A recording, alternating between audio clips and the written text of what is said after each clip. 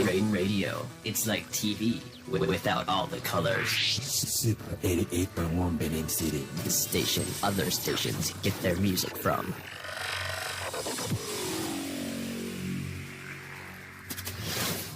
This is Road to 2023. A program that extrays happenings on the political scenes in Nigeria. I want to challenge Mr. President. Integrity governors are not part of them. Anybody who says today that Nigeria is doing well, you are a liar. The political gladiators. He's so fixated about certain things. He's totally insensitive. His own is garnished with matrimonial rascality. I've said this on this platform before, that it is impossible for you to campaign without looking stupid. Their conversations, their manifestos. So, because the man is Igbo, it doesn't matter. The fact of being Igbo makes him unelectable. How can you trust him? If President Buhari supports Bola Tinubu, he is not a true Muslim. A man with this type of moral decay have no moral grounds to come to a respected studio like this. Join us every Tuesday, Wednesday, and Thursday, 9 a.m. for a holistic bumper-packed political showpiece on Super 88.1 FM. And yes, the journey to 2023 began right now. We're 37 days, if you remove the 25th, right? We're 37 days to the day, the D-Day, where the nation's future would be determined by mass electorates. I'm talking you and I across Nigeria. Good morning. Thank you for joining us this morning on the road to 2023, happening live on Super 88.1 FM. We are live across the South Nigeria online at superfm.online. You can check us out across the socials also at Super FM Benin. We're also live on Facebook right now, the YouTube and the Twitch TV on Super FM Benin. Just check us out. We'll be joined very much later on the show by members of the Labour Party will joining us this morning. So you want to run down to our social media page so you could put a face to the names or the voices that you're hearing on air. I don't do this alone, of course. Honorable Gbenga James is very much here. Good morning, Honorable. Yeah, good morning, Chuksi. And I think something is running through my head. I may have to dub you the countdown master. You have a way with countdowns. If it's not Christmas, it's some other thing. And now is the 2023 general election. Of course, we're counting down already to that day. Today promises to be a great day on the program. We'll be having guys from the Labour Party. And of course, generally, we'll be talking about happenings. We'll be talking about current happenings, developments, dramas as they unfold on the political scene in Nigeria. We have a country that has been well sensitized. We have a country that has been galvanized. And we have a country where there is an appreciable level of orientation as we gradually get into the home stretch of the election. These are interesting times to be a Nigerian and to live in Nigeria. Of course, Israel Adebi, as he was formerly called by Honorable Gbenga, Israel Adeniran. It's good to be here. Good morning, Good morning, Israel. Welcome to the show. Good morning. Yeah, good morning, Israel. Yes. It's nice to be on the program this morning as we chart the course for 2023 election. It's going to be a very, very massive one, and we're hoping we can galvanize the attention out there, bring the people together, bridge the gap between the electorate and those who they are voting for, and sell their manifesto, and let the people decide. Let the people decide. That's a very strong word. Let's start from there. The people deciding. The people deciding. Yeah. Yes, they have to decide. And you see, there's something that happened in the United Kingdom yesterday. I mean, Chuksi asked about the importance of leaving Nigeria and going to the Chatham House in the United Kingdom, but it seems to be the destination, a popular destination for our top politicians and even stakeholders in the coming election. As the chairman of the Independent National Electoral Commission, INEC, Professor Mahmoud Yakubu, also had his turn at the Chatham House yesterday, where he said it once and for all, and he said it loud and clear that the elections will hold as scheduled, irrespective of attacks and the number of lawsuits, over 700 lawsuits. I don't know if there is any other agency or a commission in Nigeria or in Africa that has so much baggage of lawsuits that's heavy enough to weigh them down. It tells us of the strength of character,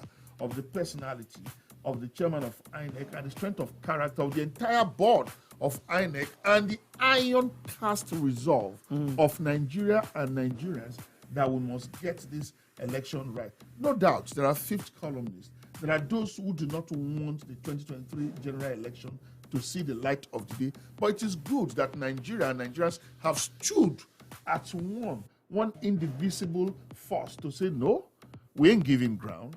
The election must go on. Because like this election is, I've always described it as a special Nigerian project. Now, like if you listen to the intro, that if anybody says there are no problems in Nigeria now, that person is lying. Virtually every aspirant, every politician has agreed that the country is at the precipice. A lot of things are wrong. We have never been more divided than we are at the moment. The economy has never been more in tatters than it is at the moment. Look at the issue of fuel. You look at queues at filling stations, and people are still buying at outrageous amounts. I will call it outrageous for as long as officially the pump price for PMS is still at 180. If the government will come out to tell us it's now 250, I won't call 250 outrageous again. But if you sell it 181, even 185 or 190, I'll still call it outrageous because that is not what the official pump price is. And I don't know what PPRC, the body charged with regulation and control of the prices of petroleum products in Nigeria are doing. That is a story for another day and another platform. But we are happy that INEC has said it is not deterred, it is not distracted, and the election will go on. I think that does a lot for confidence building. And alongside all the things the INEC chairman said, we should also realize no postponement. INEC is ready, BVAS is ready, PVC collection is ongoing. No removal of the INEC chairman. He said that I'm here, and so there's no one removing me. Election, he said, is about the youth because of the volume, the vast number of people who have turned out in the registration process and collecting their PVC. And that's that's really good news. I mean, it is. For the first time in a long time, young people are very interested in, what happens in the country, and people are getting really involved. Even when I remember speaking with some INEC. This is an unofficial statement. This is not an official statement, right? Some INEC guys that I know, that work at the INEC offices, and sometimes they are really just, amazed at the turnout of young people for this election. I was particularly speaking with someone, this person said that he's been in the INEC office for a while. He's been working with them, but he has never seen, the large turnout of young people like this past year for the 2023 general election. And I think that's a step in the right direction, if you ask me. And you see, this thing you have just said, Chooks, that also gives a lot of energy, positive energy to INEC. I think just about a month ago, I was in a parley, where some privileged few from the media were selected, and we had with us the esteemed chairman of INEC, Professor Mahmoud Yakubu. And you could tell, we also had national commissioners, we have top people in INEC, they were all in attendance, and you could feel it, you could feel the vibe from them, the energy that INEC is also so resolved and focused on this election, and not just focused on organizing any kind of election, but wants to create a legacy. INEC is desirous of a very credible, free and fair election. You could feel it. You could feel the energy. You could feel the... speaker after speakers and the chairman himself and other, eggheads in INEC. You could feel that, no, maybe they met somewhere and say, if we have never gotten it right with election, we should get this one right. We should get this one right. And that should be an encouragement to the army of youth, who are now called born-again Democrats. Because largely youth in this country, if you look at that demography, dominate those who should be registered voters in Nigeria. Youth, then housewives. Dominate those who should be, who are often registered for elections. But because of what is known as political apathy and indifference, before now, the average Nigerian youth will just shrug his shoulders. There is no point in me wasting my time, Ojari. They would have concluded who they would give it to. And me stepping out to go and vote, I would just be wasting my time. But now the youth has realized that it cannot continue to be indifferent again. That political apathy has put us in an abyss of ignorance that has bequeathed, undesired leadership on us. Time to time, and every 4-year cycle, we miss the opportunity to change the narrative. And now they have also decided enough, it's enough. Let's change the narrative via the election. So I'm not surprised that they have turned out in droves to register. And of course, this has cemented and underlined their resolve to be part of the process. Okay. And Chuksi, looking at the home front in Edo State, what INEC is doing, the commitment of the INEC chairman transcending to what we have as part of activities in Edo State. About 5,945 people collected their PVC across the state yesterday. Just in a single day, collecting their PVC. Telling you people are interested in the process. And I think we should commend the INEC for giving the platform. Oh, by the way, I visited one of the INEC offices myself. I've visited quite a few, but this particular one I visited, I don't want to mention the place, but they did a lot. The people, because of crowd wanting to get in, they even fell the gate, broke the gate in. Just like that young man that came in through the roof to get healed. By the good master in the good book. Absolutely. But something the INEC officials really did was they didn't scold anybody. They didn't make any arrests. They didn't drive anybody. They understand. The person I was talking to, they understand. Now, again, this is not an official statement, because we have who we get official statement from, who's Mr. Timidi Wariwe. So that's why I'm not mentioning names and places. All right. Yeah. So, but this is something that I experienced myself, and they fixed the gate and still continued the process of the PVC, which I thought was really commendable, because if you ask me, as an individual, if you fall my gate, I'll drive you out. Well, I mean, INEC was probably resolved to go on with the entire process. Nothing would deter them. Nothing would distract them. And even plus security issues, they still say that the election. I saw the clip yesterday. The late hours of yesterday, and of course, Ahmed Mahmoud Yakubu actually very, very apt with most of the answers he gave, and he seemed very ready. I almost saw the resolve of the Atahiru Jega at the time I saw the resolve, like this election is going to hold, come what may, because that was how resolved Atahiru Jega was towards the 2015 general election. Yeah. That was how it was. That's how it was, and I think we need that resolve. Is the positive resolve, and hopefully the political class too will also come with the resolve that this time around that Nigeria, it's like this, and there is a high level of political awareness. Nigerians also know their rights. Nigerians also seem to understand. In any job you are given, you have your KPI, you have your job description. I think an average Nigerian now knows what the KPI and job description of the president of the country is.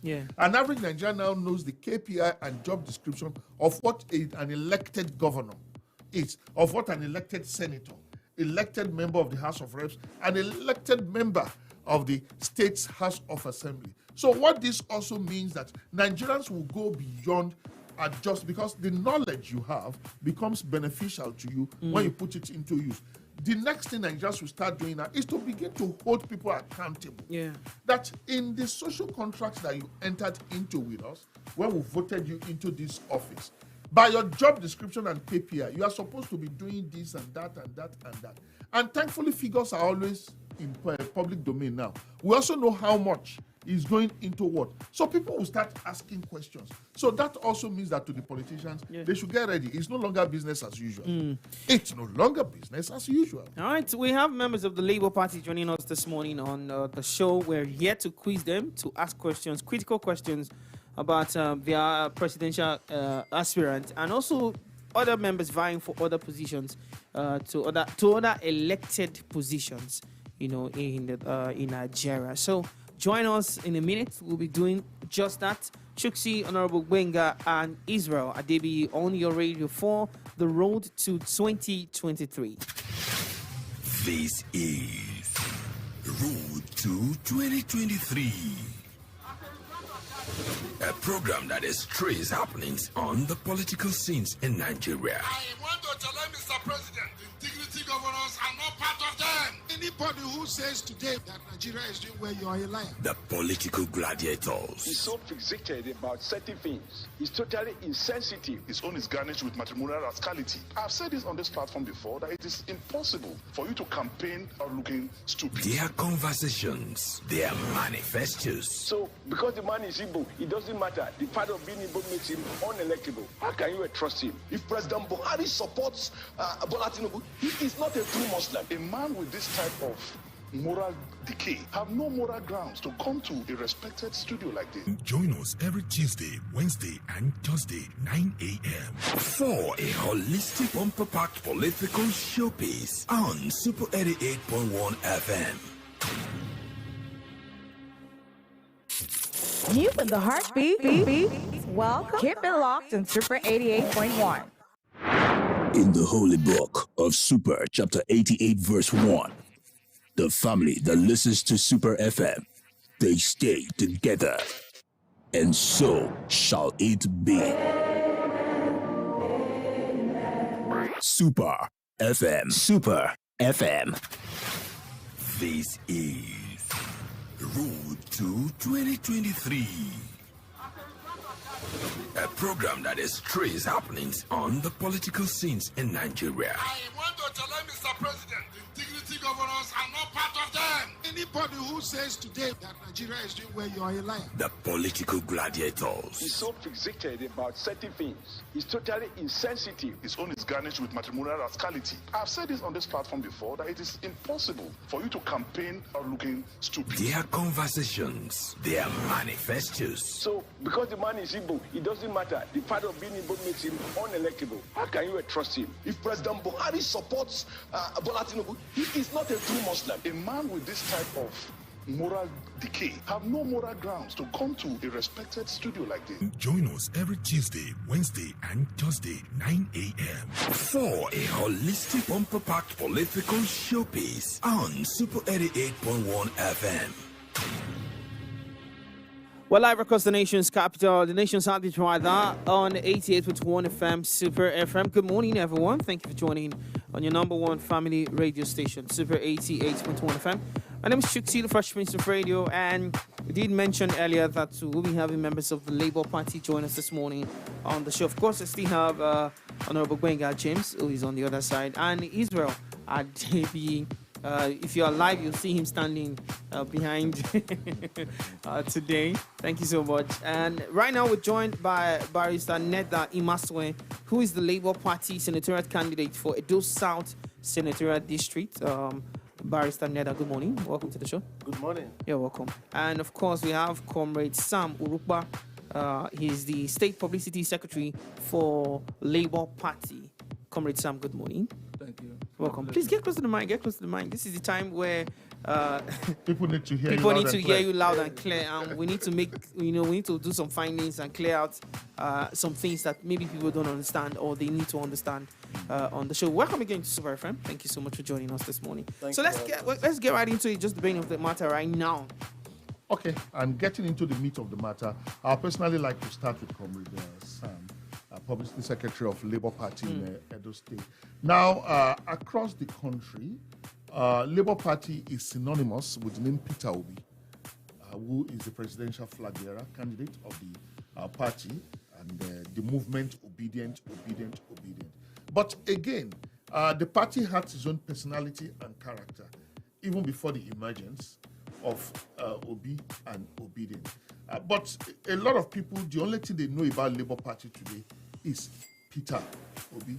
Yes, it's commendable to have that level of popularity, but can we also learn one or two things about the character, the personality of Labour Party, what Labour Party stands for, what the guiding principle and philosophy of Labour Party is? Then we'll take it from there. Thank you. It's my pleasure. Of course, the ideals of the parties are aimed on social justice. We are social democrats. We believe in equity, fairness, and egalitarian society. And of course, every other political party that hitherto have existed or have taken the space before now lacks this ideology. But Labour Party is ideology is well grounded in social justice, equity, where of course you can see even the emergence of Peter Obi and every other candidate in the party. You don't need to be pushed by one big man from somewhere before you have a space in Labour Party. Of course, it's a place for equal place for everybody that comes into the party. Okay, and quickly as a follow-up to that question, you know, one of the many things that maybe opposition have said about Labour Party has been maybe lack of structures and presence. And there's some people, even in this Edo State, if I'm not making a mistake, they may just think that it's only the presidential contest that Labour Party is going for. So now how entrenched and how established is Labour Party in Edo State? Of course, in Edo State, I can tell you 99.9% is Labour. Of course, it's no longer... I mean, verifiable statistics? I'm telling you, it's verifiable data? I can tell you. Of course, when Obi came into town, you saw what happened. It was a tsunami. But I mean, you could also say that for other political parties. Because we've also seen other rallies. Of course, you were there. Okay, I don't know whether you saw what happened when the APC presidential candidate came to Uniben. It was a very scanty... of course, people were even laughing at him. Or you saw it there. So when they say structure, I don't know what they really mean by structure. Of course, at first they said we are just only on social media, but we have cleared their doubts that the persons, you said 2-3 persons are in one computer room pressing laptop, but the people now came out to say we are not robots, we are human beings, we are flesh and blood, we are touchable, we can touch you. They came into the streets, they came out of the streets and cleared the doubt of the doubting Thomas that we are real human beings, we are no longer in social media. And now he said structure are these same people that you are seeing that have come out of the streets are the structure. A man with his wife, family and children, are they not, and vow to vote for Labour Party, are they not the structure?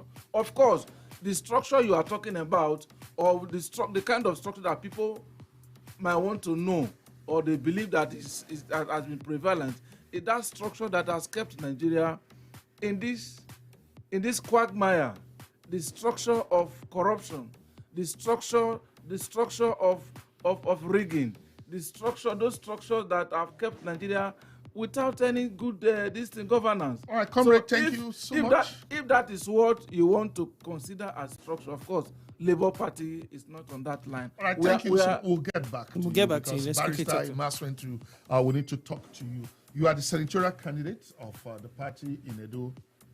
Yes, I am. Yes, Edo South. Edo South. Edo South. Yeah. We know that the Senate is about law making the right laws. And Comrade Sam has enunciated the ideals of your party, which revolve around a tripod. And the elements of the tripod are equity, fairness, and enthroning an egalitarian society. And you coming in and wanting to go into the Senate to represent the people of Edo South at that highest level of representation, of lawmaking, the red chambers. What exactly are you bringing onto the table that is different from what others are promised or what others have done before now to ensure that we have the reflection of these three ideals that your party stand for: equity, fairness, and egalitarian society? Thank you very much again for having me. But first of all, may I commend your station for this structure that we have here and the comfort that I feel being in your studio. Thank you so much. Thank you. It's a very good thing. Coming to your question, allow me to go back a little bit on Labour Party. Labour Party, I try to separate it from the old Labour Party and the new Labour Party. There was Labour Party before. It's not actually a new party as such. But you know that the surge into Labour Party today is a new phenomenon and is a drive that is driven by the people himself. And this drive is represented by the person of His Excellency Peter Obi. And he's able to do so because of his antecedents and what he has done in the past. He's none. And so people are drawn to him because he is different from the rest of the pack. He stands for justice. He stands for good economy. He stands for eradication of insecurity in our land. He stands for fairness. He stands for the well-being of Nigerians, especially the youth. He believes in this country, and he believes that given the right direction and the right leadership, which Nigeria have lacked in the last several years, that Nigeria will soar to the heights that it truly belongs. All right. So what will I do differently? Yeah, because you're going to be on the box. What will I do differently? I'll tell you this. Okay. You probably don't know. I have an experience in the chambers, in the National Assembly workings, because in the last 1.5 years, I was the senior legislative aide to Senator Matthew Uroupa, and in that capacity, I have written bills, motions, and run the office. I know how it works. I know the intrigues. I'll tell you one thing, a bill that I would do, for instance, to help the youth of this country. One of it is to eradicate the age limit that seems to be what holds a lot of youths back from being engaged by having jobs. My experience is this. A student graduates from the university at the age of 22, 23, 24. He doesn't have a job. He's done his youth service or hard youth service. He's home for the next 6, 7 years. Now he has a chance to get a job, and he's told that he's 32 years old. He's too old to get a job. And I asked the question, does it mean he's ever not going to work? Because at 32, the age increases, it doesn't decrease. And so it's a quagmire. In the 8th Senate, we have tried to put a bill up to do that eradication. Of course, it was never signed. So I'm looking at such things, and I'm looking at strengthening. That's at sponsoring such a bill, yes, to remove that barrier. To remove that barrier. But now let us look at what you do specifically for the people of your own senatorial South, district who will be voting you in. Well, again, I know where you're going. I hope you're not asking me to construct roads or bridges. No, I don't. No. I'm empty of expectations. I just want to listen because I'm saying that because sometimes we tend. This is where we get it wrong. Sometimes we tend to model up the functions of an executive governor or that of an executive chairman of a local government from that of a lawmaker. Lawmakers have 3 functions. You make the laws, you oversight, and you attract. But even within the realm, sir, even within the realm and the corridor, the premises of making the laws, are there laws that are peculiar that you know that if this law comes up today, it frees up some space for development? Yes. With your own people. Yes. I'll tell you, for instance, for me, I'm looking at the SME, the small, medium enterprises. I know we have them, but this is the crop, this is the group of entrepreneurs that normally employ the bulk of any economic, of any society. In our country, Nigeria, this group of entrepreneurs that actually represents the middle class don't have anywhere to fly. For instance, they cannot actually access a bank loan that is going to help them to thrive or to grow their businesses. And if they cannot do that, or if even when they approach the bank, the interest rate is astronomical, it kills their businesses. So it stifles them. They are not able to grow. So I'm looking at a bill that will ensure that the federal government put money into specialized banks, that these SMEs can go and borrow money at a very low interest rate. Okay, brilliant. We also heard something that senators and even members of the lower chamber also do. They call it a constituency project. Now, what's your own perception of constituency project, and if voted or when voted into office, how do you think it will be better executed than what we've had? Because we've heard a lot of tales of woes of even some senators having been elected into office, they lose total connect with members of their constituency, and the next time they see them is when they are coming to canvass for their votes again, and maybe then they come with bill of wrappers and some bags of right, to induce them for the next elections when nothing can be seen on ground that they have influenced, that by their position in office have brought that level or that size of development to their senatorial district? Well, like I was beginning to say, that the lawmaker has three functions: making the laws, oversighting, and then attracting dividends to his constituency. Now, that third arm is what we are speaking about. Exactly. I don't have any problem with it, but let me tell you what the problem really is. When you expect the lawmaker to come and construct road, sink borehole, and the likes, it's because there is a gap. It's because what the executive governor or chairman of a local government is supposed to do is not done. And so the lawmaker now steps in to fill in that gap.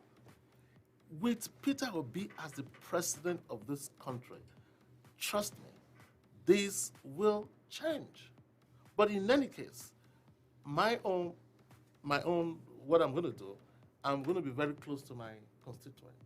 I need to know and to hear from them exactly what they need. I will not come give you a car when you cannot drive. Okay. I will give you what you need. All right, Barrister Imasuen, I would like to also ask you this, because this is also the trend when it comes to elections and those elected into offices. It's for very many years, Nigerians have been lied to and deceived, with sweet words as per what would be done when we get into office. We know many of the promises that were received, that the country received in 2015 and, and 2019, as it were. And it's almost not like that. You ask the average Nigerian on the street, they will almost tell you that some of the promises had not been met. Now, why should people trust you? This is an important question to me, because your principal, Peter Obi, usually would say, check my antecedents, go and verify. So I don't know if you can use that statement, but why should people from the Edo South Senatorial District trust you? It's very simple. I've been here now for a few minutes. I have not promised anything. I didn't tell I was going to bring... But is that equivalent to promising to do nothing? No. I have not said I'm coming here to give you a super highway. Okay. What I said I'm going to do, when I'm elected by the grace of God, I will seek my people's, look for my people, go to them, ask them specifically what they need, and that I will do. And not only that, the ideals that we key into, the Peter Obi ideal, is what we all key into. And we know that if we do it adequately, that it will permeate down to affect the lives of the average Nigerian. Personally, I will seek from my people specifically what is it that they need that will improve their lives, and that I will do. But I will make laws. I will be in the forefront to make laws that will affect them. Student loan, for instance, is something that is so dear to my heart. Students can go to school, and if you go down to the genesis of why we have strikes, it's paucity of funds.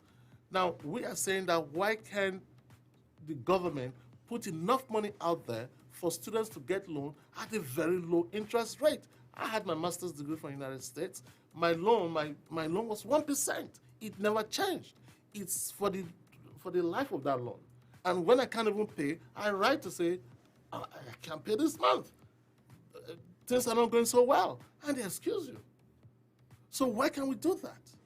Why we have this culture of enslaving people to make them come back for everything as if you don't owe it to them. All right, Barrister Imasuen, unfortunately, this show is constrained by time. And so we'd like to get a few questions from the general public. Comments for them. And just open the phone lines and hear a few things before we wrap things up this morning. But definitely, this is not the end of this conversation, because we need to also get into the manifesto of Mr. Peter Obi and the Labour Party and what the Labour Party holds for Nigeria. If Nigeria eventually decide to cast their vote for any member of the Labour Party vying for any so office. that they know what they expect. So that they know what to what their expect realistic expectations should be. From we'll definitely get into that. But let's talk to the Lag Badgers right now. Call us up 0705 5129 881 or 0705 5727 881. You can quickly leave us a WhatsApp message on 0705 9676 881. What I should do is probably go to Facebook. Let's go get those comments on Facebook right now before we take a few comments. All right, on Facebook, Ben Out saying, let's get it right this time, please. Always okay. Thank you so much. Honorable Gbenga and Richard, God bless you for your okay. Those are no questions. Thank you so much for joining anyways. Hello, good morning. Hello, good morning. Welcome to the show. What's your name and where are you calling us from? I'm calling from the GRA. What is your name? Arrow. Arrow, please go ahead. You have 1 minute. Please be fast. Yeah. I just want to ask the barrister. All this while that he planning to contest, so he did not talk to his people. He did not even ask. He should know. He's not a Nigerian. He should know what the people want. So that is why I should answer the question that the honorable asked him. What does he really want to bring out that we do not have now? That we do not that will make us vote for him. Okay. And we are all a lover of this great party that he's talking about. But he should let us know what he intends to do. Okay, thank you, Engineer Arrow. Just hold up on that. Let's get one more so that you guys will just answer the question. So let's get more calls. 0705 5129 881. Good morning. Hello, Shusi. Good morning. Good morning. Welcome. What's your name and where are you calling from? My name is Biggie Wire from Akwatin Power. Please go ahead. Talk to me. I think also let the party because there's no parties now have the good, the bad, and the ugly. You understand? And for the senator saying that it's not senators that these people comport a well good vote. I think that is not the issue here because it's not so. You see most of them coming out. They are not moving to be in the House of Assembly or the senators at all. You know what I'm saying? Now we need to get this right in the doctor. Thank you. Okay, thank you so much. Senator, go ahead. Oh, sorry, Barrister, go ahead. I'm not sure. I'm not sure I understood the second caller's question. That's more like a comment. Just answer the first one. Yeah, just answer. Well, for the first caller, asking me what exactly what I would do. Good governance. I will make laws for the proper and good governance of this country. The laws will include blocking the leakages of corruption. If you listen look, our problem in this country is a very simple one, if you asked me. What is it? We need a country that have laws people will obey. And we need a country that has a leader that understands the economic indices, what is happening in the country, how he can help to solve these problems. What I said about building highways and all that, what I just said is simple. I will not promise that I'm going to give you highways because it's not my function and I will not have such funds to do that. So if anybody comes here and promise you such things, it's beyond them. It's just to make you vote for them to do things that they are unable to do. We will restructure this country. I believe in the restructuring. I believe every state, every corporate state in this country should have the ability to have its own police first. If we are looking at... So you support state police? Of course I support state police. What about autonomy of local government? Of course. Look, do you know that has been going on? Many states did not sign on for it. I know.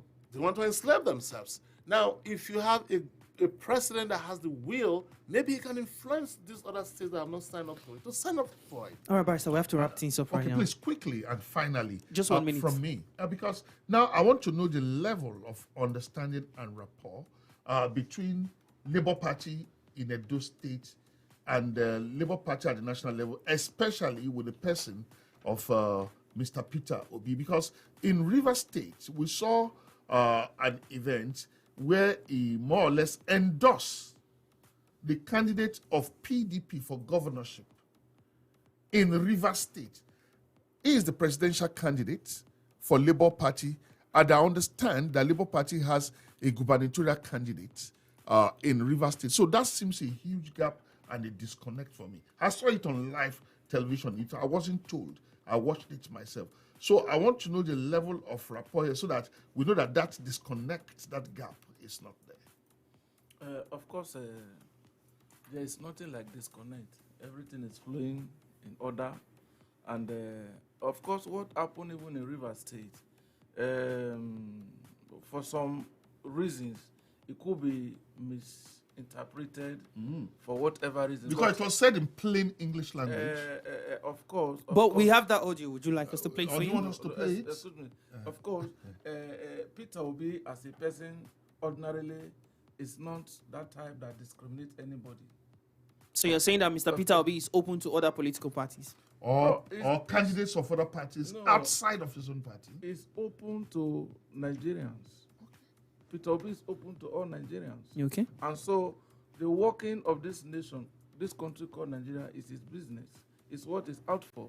And so this political bickering of this is not my party, I'm going to say I can muzzle them. No, that is not the kind of politics Labour Party want to bring in. Of course, here in Edo, the presidency and Edo is flowing very well, and all things are in order.